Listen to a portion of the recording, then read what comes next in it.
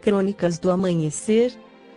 Balneário Gaivota, 7 de maio de 2018.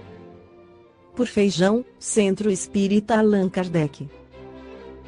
Antes de morrer, Hawking completou o método para detectar universos paralelos. O físico britânico Stephen Hawking completou um procedimento matemático para identificar a existência de universos paralelos apenas 2 semanas antes de morrer, segundo meios de comunicação britânicos. O cientista faleceu na quarta-feira 14 aos 76 anos. Hawking assina junto com Thomas Hertog, do Instituto de Física Teórica de Louvain, Bélgica, um estudo, que ainda não foi publicado em nenhuma revista científica após ser submetido a um processo de revisão, mas já pode ser consultado em um arquivo online da Universidade de Cornell, Estados Unidos. O trabalho estabelece um método que pode levar a obter uma prova experimental de que existe um multiverso, uma das conclusões que se desprendem das pesquisas de Hawking sobre o Big Bang nos anos 80. Sua teoria indica que o universo se expandiu a partir de um ponto minúsculo em um processo conhecido como inflação, embora as equações matemáticas nas quais sustenta essa explicação sugiram, além disso, que a explosão originária esteve acompanhada de um número infinito de começos similares que deram lugar a outros tantos universos. No seu trabalho póstumo, Hawking propõe que esse processo deixou um rastro na radiação de fundo que inunda nosso universo e que essa evidência pode ser medida. Queríamos transformar a ideia de um multiverso em uma estrutura científica que possa ser submetida a toda prova, afirmou ao jornal The Sun Thomas Hertog, coautor do estudo, intitulado As Multi-Exit from Eternal Inflation, uma saída suave da inflação eterna. O trabalho de Hawking e Hertog conclui ainda que o universo no qual nos encontramos continuará se expandindo e terminará se dissolvendo na escuridão quando todas as estrelas esgotarem suas fontes de energia. Uma das consequências da inflação é que deve haver uma multidão de universos, mas nunca fomos capazes de medir isto, afirmou o professor de cosmologia na Universidade de Durham, Carlos Frenk. Hawking morreu na semana passada em Cambridge, Inglaterra, após ter sofrido desde 1964 uma doença neurodegenerativa, esclerose lateral amiotrófica, que lhe deixou imóvel e lhe obrigava a comunicar-se através de um sintetizador de voz. Além das suas pesquisas sobre a expansão do universo e os buracos negros, o físico britânico adquiriu fama pelos seus livros de divulgação científica, entre eles Uma Breve História do Tempo. O Livro dos Espíritos de Allan Kardec, desde 1857, preconizava que a matéria existe em estados que vos são desconhecidos. Pode ser, por exemplo, tão etérea e sutil que nenhuma impressão vos cause aos sentidos, entretanto, é sempre matéria, embora para vós não o seja. Questão N. 22, que nada é vazio, o que parece vazio está ocupado por uma matéria que escapa aos sentidos e instrumentos humanos. Questão N. 36, e, por fim, que tudo está em tudo. Questão N. 33. E esse tudo abrange todo o universo, físico e espiritual, em seus múltiplos aspectos de manifestação. No livro Na Próxima Dimensão de Carlos Baxelli, ditado pelo espírito Inácio Ferreira, temos o seguinte diálogo: mas não podemos nos atrasar. Dentro de 2 horas, o voo de que ambos participarão a próxima dimensão terá o seu início. Conversaremos a caminho. Vejam, a plataforma de lançamento, a nave espacial já está a postos. Eu imaginei que ela fosse maior, objetei.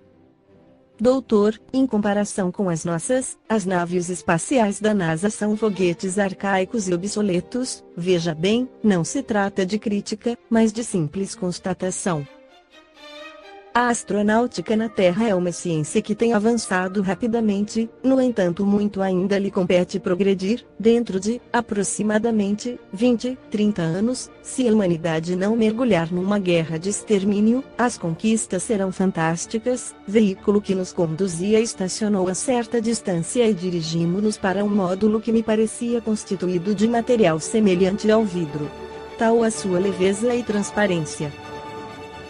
André, que tinha acesso a todos os setores da cidade, sem que se fizesse anunciar, menos no palácio da governadoria, foi nos guiando por um extenso corredor, que, automaticamente, ia-lhe descerrando as portas, até nos levar à presença do chefe da estação.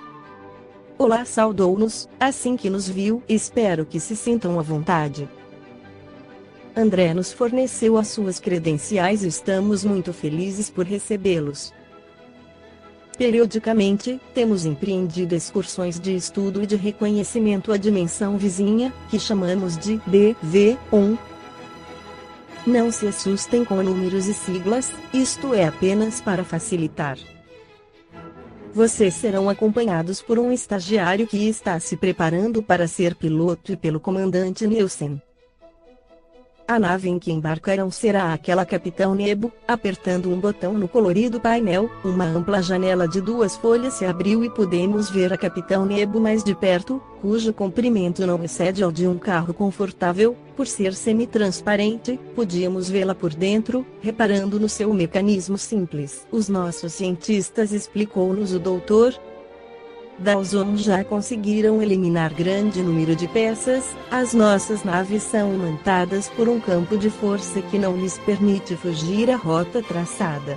É como se um imã a mantivesse interligada à plataforma de lançamento e à estação de destino. Isto facilita sobremodo, pois o risco de pane é menor. Sinceramente, eu não saberia lhes dizer qual a natureza do material em que a Capitão Nebo se estrutura.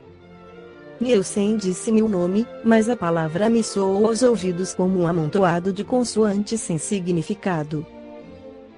Os vidros laterais se fecharam e, acionando pequena tecla amarela, a nave entrou em funcionamento silencioso, rápido, começou a se elevar da plataforma, imitando o movimento de um helicóptero sem hélices. Viajaremos à velocidade da luz e, portanto, não nos será possível apreciar a paisagem. Em alguns pontos, diminuiremos sensivelmente a aceleração e, então, vocês poderão perceber alguma coisa do cosmos. A velocidade da luz. Para alcançar algo que está tão próximo, perguntei ao microfone acoplada à roupa especial. Tão próximo e, ao mesmo tempo, tão distante, doutor, respondeu-me Nielsen. Nada mais próximo, porém, nada tão distante quanto o Criador da criatura. Nenhum continente é imaginariamente tão longínquo do homem quanto o seu próprio mundo interior. A questão, doutor, não é exatamente de distância. Que direção estamos tomando? Indaguei, tentando desviar a mente de preocupação. Estamos subindo ou descendo, para a direita ou para a esquerda? Esta segunda pergunta é mais difícil do que a primeira. Temos, evidentemente, uma rota, mas o seu sentido depende do ponto de referência que estabelecemos. Digamos que estamos subindo e avançando. Não sei precisar quanto tempo se passou, alguns poucos segundos, talvez. Nielsen nos explicou, estamos atravessando um espaço sem gravidade, ou, pelo menos, sem gravidade convencional. É uma espécie de fronteira magnética entre uma dimensão e outra. Não se preocupem, a nave se converte em um planador e segue sem alterar a rota. Aproveitem para apreciar a paisagem que estamos vendo, perguntei.